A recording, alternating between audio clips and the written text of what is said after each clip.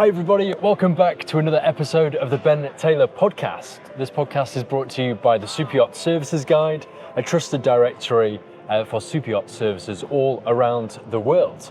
Today we're going to focus on Vitters shipyard, so I'm here with Bas to hear all about it. Hey. Welcome to the podcast. Thank you very much. Nice to see you. So let's start with a bit of background. What is Vitters all about? What's your speciality? Well, we are a shipyard based in the Netherlands, building focusing sailing yachts only. Okay. Ranging from 40 meters and above, working with 100 people at the shipyard to build 3 projects at a time, averagely. Okay. And all builds, service, maintenance, what kind of projects do you get involved in? We do 2 things. One is the build, Okay. and the second thing what we do is fit the service. That's why we're here at Metstrade, because of maintaining the boats, keeping boats maintained very well, supplying for service. Yeah. And so why sailboats? You quite distinctly just focus on sailboats. Why is that your thing? Is there a bit of heritage there? Is there a bit of a background? Or is it just how the yard's kind of evolved? Well, in one step back, that's where our expertise is. Yeah. So we are experts in sailing yards. We've got the knowledge in sailing systems. We developed our own sailing systems. But that's why we try to focus on sailing yachts only. Not saying that we don't want to do motor yachts, but in general, we prefer to build sailing yachts. Yeah, I suppose with something as niche as sailing yachts doing this, I suppose it becomes a bit of the culture of the whole team. It's what people are enthusiastic about. It's what they know and love. Exactly. And it's so niche. There's so many things in a sailing yacht that we really need to know about. It's much more complicated to really deliver. than a motor yacht, definitely. Yeah. One thing is of course the technology about sailing, all the winches and the rigs and everything. Yeah. The other thing is space. On a motor yacht, you've got more space for technical stuff available than on a sailing yacht, because the interior is pushed outwards pretty much, and all the things that needs to go in a motor yacht, like air conditioning, goes in a sailing yacht as well. Plus, on top of that, we've got all the sailing systems that need to fit somewhere.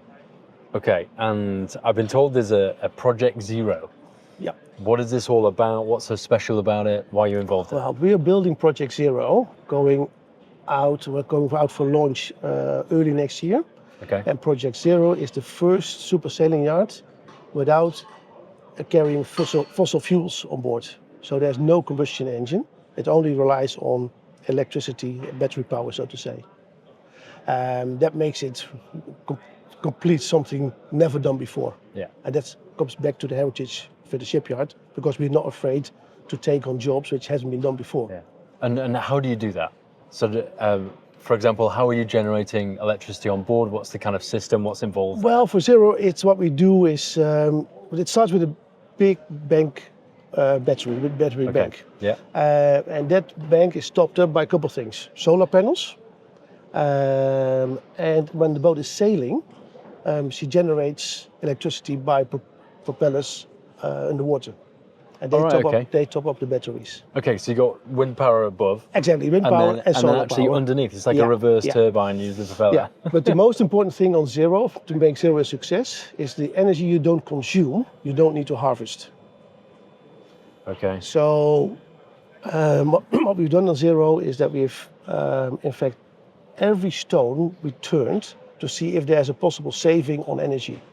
If it's to do with lighting, if that's to do with air conditioning, insulation of the hull, every single bit that goes in the boat, we first had a look, can we save energy here? If the answer was yes, then we'll do the next step. If the answer was no, it's okay, let's look for an alternative. Yeah.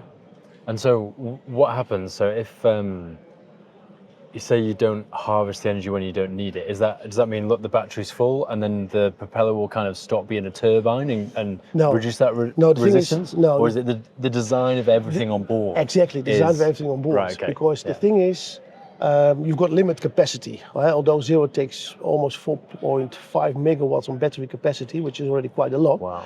But it still is a limited source. Yeah. So to use that limited source not in a day, we said, okay, let's have a look and see where we can save energy to extend that day, or even further than that. Yeah. Okay, with you. And so how did this project come about? Because I hear so much about sustainability, about this whole philosophy of greener yachting, more responsible yachting, these kinds of things. How did that conversation come about? Is this owner driven? Is this something you guys are trying to champion? How's it happened? It's definitely owner driven. And so the owner put in fact a mark on the horizon and said, okay, I want to go there. I want to go there with a 69 meter yacht with having no combustion engines. That's the aim to go for. So and he talked to a lot of yards. We took on the challenge together with his team to develop this. Zero has been, before we started the build, we've done extensive amount of development to make sure that it will work, that she will work when she's in the water. Yeah. And so what goes into, I suppose, a lot of these projects on the service side, as well as the build side? What's your niche in terms of the size of the vessel, the type of work? What's kind of the bread and butter of Vitters? Well, what we do is the sailing yachts we focus on is 40 meter and above. Okay. And then 3 projects at the same time is our optimum. Wow. That's a lot of boat. Less is possible, more is not possible. Simply because we don't have the people, we don't have the shed to let's put the boat in. So our niche market is, let's say, 40 meter and above. All the 3 projects we're building at the moment are all the 3 just below the 500 GT. So if you talk about niche, maybe that's the niche. Okay. And are any of these boats performance boats and kind of competing and racing? It varies. I mean, we've built performance boats. We've built blue water cruises. At the end of the day, we as a shipyard, we don't have a say in that. It's the owner that comes with an idea. If it's a performance boat, or if he wants like, this is what I want. Go and this is what I want, and we have a look at it. It's okay. It's always nice. Yeah. And then we start. Then we start with naval architect, interior architect. We start developing the boat. Then later on, we hook on our engineers to make the boat technically work.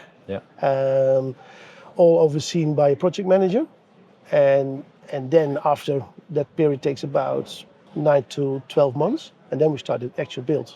And we do the construction ourselves, the aluminium construction ourselves in-house, and then the outfitting comes afterwards. And so from first briefing to it's on the water, talking kind of 3 or 4 years normally, something like that. So a year for design and technical side, 2 or 3 years build. Exactly. It's about 9. Let's say it's about 9 months for engineering before we do keel laying. Then hull construction is again, depending on the size, of course, between 9 months and a year. Outfitting of a boat this size also about a year, followed by 8 weeks commissioning and sea trials. Right. So you guys see it through all those processes. All within one yard, all one kind of point of contact. All in one yard. A couple of things what we standard subcontract. Okay. Interior builder, for example, is a good example.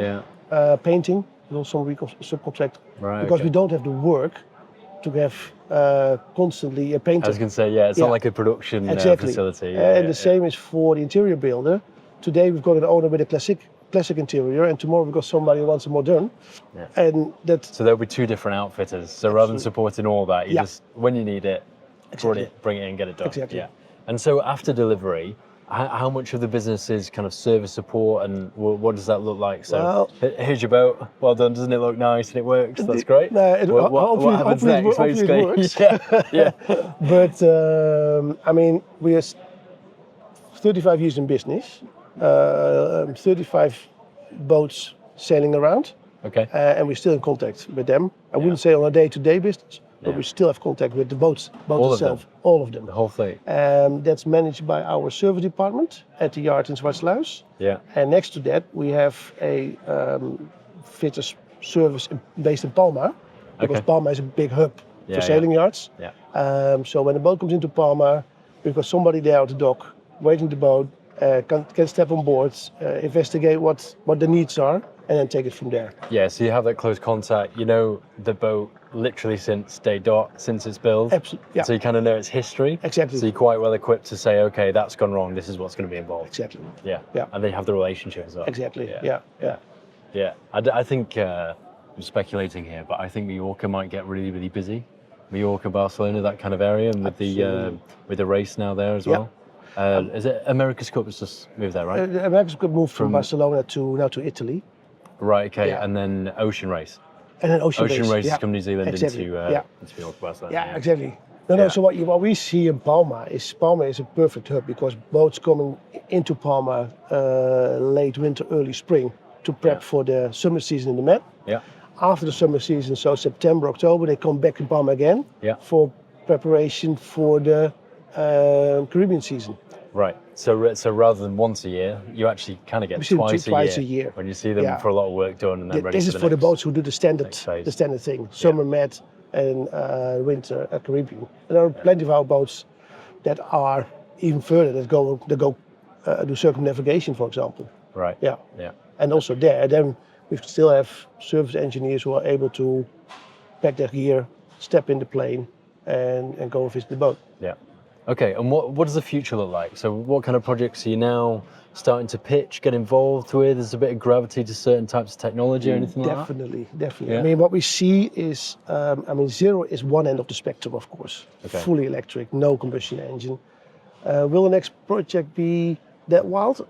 I don't think so, but there's a way in between. There's somewhere in the middle.